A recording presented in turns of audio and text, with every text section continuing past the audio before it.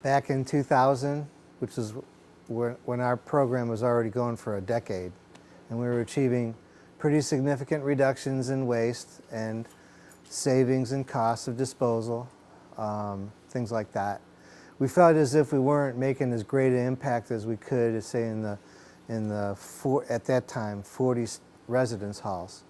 And so we were trying some different things over there to try to get people more excited about, how they manage their solid waste, which was hard to compete with things like social life and school and beer and so forth. So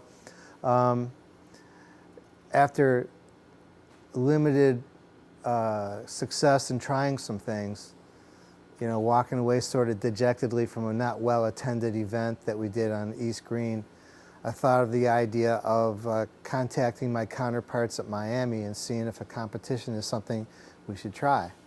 So they bit. We got together and put together what would become a competition. And it was a successful competition that year, and we tried it again. The next year, Bowling Green came into it, and Harvard. And each year after that, for quite a while, it kept doubling. So we went from 2 schools to 4 to 8, 17. And then from 17 we went to almost like 50 schools.